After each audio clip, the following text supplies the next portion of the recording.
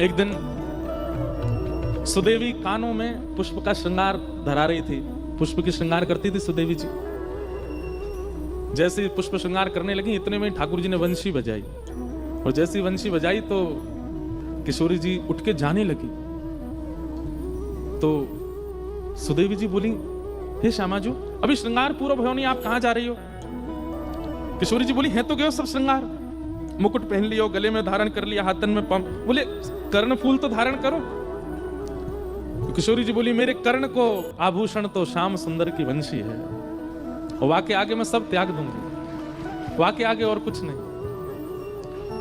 तो सुदेवी जी बोली, अच्छा, या बैरनी बंसी ने मेरी एक सेवा छीन ली, या दारी के बताऊंगी मैं। सो एक दिन ठाकुर जी सो रहे यमुना जी के तट पे, बढ़िया गहरी नींद में सो रहे थे। रात भर सोते तो है नहीं, राज करते हैं, दोपहर में ही सोते हैं, जब गैया चराने जाते हैं तभी ठाकुर जी शयन करते हैं। गहरी नींद में सो रहे हैं, छोटे से ठाकुर जी के थोड़े थोड़े खर्राटे भी आ रहे हैं। इतने में ही सुदेवी गई, और वहां ने जैसी देखी ठाकुर जी के लेटे भय, ये वंशी मेरी सेवा में विघ्न डारे। सो ठाकुर जी की खोंच में धरी हुई वंशी धीमे से निकाल के और चुराई के भाग गई वहां से, और ले जा करके किशोरी जी के बगल में पधरा दी। किशोरी जी बोली, अरे सुदेवी, ये तने कहा क्यों? बोले, ये वंशी या की वजह से आज मैं सेवा ना कर पाई आपकी। मैं आपके कानन में पुष्प धरा रही, और ये वंशी की धुन सुनते ही आप दौड़ गई वहां पे। लो, या यहीं रख लो, और ये जब जब मैं कानन को श्रृंगार करूंगी तब तब वंशी आप ही बजाती रही हूं, ताकि मेरी सेवा पूरी हो। अब ये श्याम सुंदर के पास नहीं रहेगी। इतने में ठाकुर जी की नींद खुल गई, और ठाकुर जी को सबसे ज्यादा प्यारी वंशी है। उठते ही ठाकुर जी ने सब देखो, मेरी बंसी कहां गई? ढूंढने लगे, नहीं मिली। तो ठाकुर जी को तो पता है कि कोई भी चीज मेरी चुरावे की, मैं सबसे बड़ा चोर, मेरी वस्तु चुरावे की सामर्थ्य केवल और केवल ये अष्ट सखीन में, और कोई भी नहीं है। तो ठाकुर जी कहीं जाते भी नहीं है, और कहीं ढूंढते सीधे वहीं पहुंचते हैं कुंज में। किशोरी जी बैठी हैं, सुदेवी जी सुंदर श्रृंगार कर रही हैं, ललता विशाखा पंखा जल रही है, आदि आदि सेवा चल रही है। इतने में ठाकुर जी गए, हाथ आग करके बोले, दे दो। नाम नहीं बोला सामग्री का, केवल हाथ आग करें, दे दो। इतने में सुदेवी बोली, हम पे ना आए। ठाकुर जी बोले, कहां ना आए? बोले, जो तुम मांग रहे हो वही ना आए। ठाकुर जी, तुम्हें कैसे पता मैं कहां मांग रहा हूं? बोले, हमें ना पता तुम कहां मांग रहे हो, पर जो भी मांग रहे हो वो हम पे ना आए। श्यामाजू, देखो, आप सब लीला करो, सेवा करो, सब आनंद, मेरी वंशी मत ले करो, या मुंह को दे दो, मुंह पता है आपके पास धरी है। इतने में किशोरी जी ने वंशी निकाली। सुदेवी जी बोली, शी जी, आप पे भी मान करनो ना आवे, आप पे भी नेक नेक देर खिलानो ना आवे, नेक में कछु सामग्री लाओ, नेक में दे दें, प्रस्तुत कर दें। नेक भी इन्हें डरा के तो रखा करो, नेक नहीं तो सिर पर चढ़ जाएंगे जी हमारे। वंशी लाके मैंने दी, एक आध दो दिन बाद धरी रखती, नेक में निकाल के दे दी। ऐसी हमारी भोली सी किशोरी जी। सुदेवी जी बोली, हे श्याम सुंदर, वंशी हमारी श्यामाजू के पास है, और हमारी श्यामाजू जा पे एक बार हाथ धर दे, वो फिर इन्हीं की है जाए। अब जी इन्हीं की है। अब या वंशी को नाद आज तक तुमने किया, अब तक किशोरी जी करेंगी। ठाकुर जी मुस्कुरा के बोले, जे इन पे बजेगी ना, ये बजा ही ना पाएंगे। इतने में सब सखी आई और आंख निकाल करके ठाकुर जी को देखने लगी। हमारी किशोरी जी कोई चीज में निपुण नहीं है, ऐसा है ही ना सके।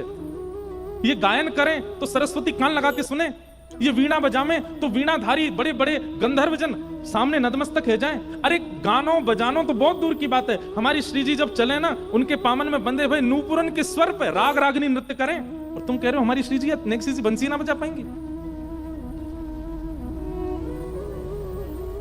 ठाकुर जी बोले, मैं विद्या पे प्रश्न चिन्ह नहीं उठा रहा हूं, किशोरी जी की विद्या पे मेरा कोई आक्षेप नहीं है, मैं तो अपनी वंशी को स्वभाव बता रहा हूं कि वो इन पे नहीं बजेगी। सुदेवी जी बोली, श्यामाजू, आप दिखाए दो इन्हें, नेक बजा दो, वंशी बजा दो नेक। रुको, तुम अभी अभी बजा। ठाकुर जी खड़े गए, बजाओ, मैं भी देख रहा हूं, बजाओ। आज अगर ये बज जाए तो मैं भी नंद को लाला नहीं।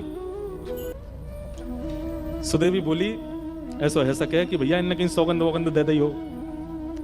सुदेवी बोली, हरी पत्ती सामने कसम उतारी राम ने। अरे वंशी, तो पे जितनी कसम चढ़ी है सब उतर गई आज, तो को बजनो ही है आज, किशोरी जी बजाएंगी। ठाकुर जी खड़े, बोले, मैं हूं देखूं। अरे भैया, कोई सौगंध नहीं है, कछु नहीं है, फिर भी बजा जाएंगे।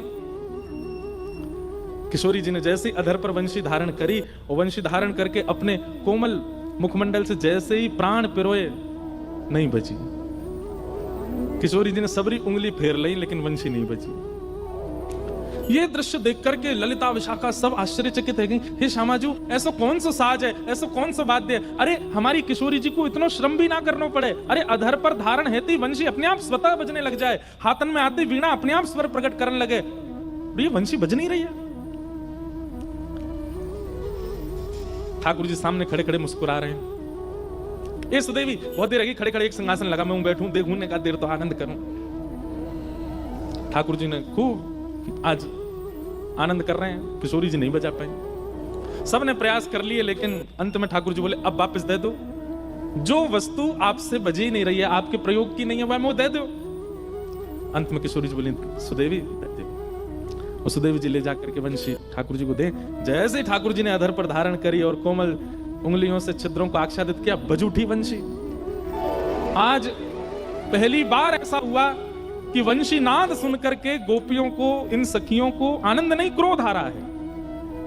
और ललिता विशाखा बोली पकड़ लो, छीन लो या बांसुरी को और लेकर के अपने पामन ते तोड़ दो, चूर चूर कर दो, जमुना जी में बहा दो। अरे अरे बैरणी, अरे तू भी कृष्ण की तरह छली कपटी है गई है, किशोरी जी की सेवा में आई तो बज नहीं रही हो, वहां जाके बजन लगी। ठाकुर जी ने हृदय से लगा लियो, मेरी वंशी को दोष मत दो, तो किशोरी जी के हाथ में क्यों नहीं बजी? ठाकुर जी बोले ये स्वर से ना बजे, ये फूंक से ना बजे, ये तो भाव से बजे। और या को मतलब ये नहीं है कि किशोरी जी में भाव नहीं है, ताली मत बजाइयो भैया, हाथ जोड़ो तुम्हारे। गलत अर्थ मत लगा। ठाकुर जी बोले मेरी वंशी जो है ना वो अनन्य भक्त है। कौन है? जोड़ते बोलो, कौन है? अनन्य भक्त। अनन्य भक्त मतलब न अन्य इति अनन्य, जो एक का होकर के सदा एक का ही रहे, उसको अनन्य कहते हैं। और मेरी वंशी अनन्य है। हे श्यामाजू, आप जब वंशी धारण करके बजा रही तो मन में कहा विचार कर रही? बोले मैं तो आपको विचार कर रही। बोले वही तो बात है। और मेरी वंशी मेरी सेविका नहीं, वो तो आपकी आराधना करे, वो तो आपकी सेविका है। जब तक आपका भाव बजाने वाले के चित्त में नहीं आएगा, आपका विरह बजाने वाले के चित्त में नहीं आएगा, आपके प्रति प्रेम बजाने वाले के चित्त में नहीं आएगा, तब तक नहीं बजेगी। आपको अपनो ही ध्यान करना पड़ेगा, तब वंशी बजेगी, ऐसे नहीं बजेगी। मेरी वंशी अनन्या है। या हमारी ये मुंह से ही बजे क्योंकि मैं आपको ध्यान करूं, मैं आपको चिंतन करूं, और आप मेरो चिंतन कर रही हो, मेरो चिंतन करोगे कैसे बजेगी? समझ में आई बात? ये तो आपकी सेवा में रहे, आप मेरी सेवा ऐसे कराओगी तो ये अनन्यता त्यागती नहीं है मेरी वंशी, ये तो आपकी है। सुदेवी जी को मोह छोटा सा रहेगा, ठाकुर जी अपनी वंशी लेकर के निकल गए। जय जय जय प्रिया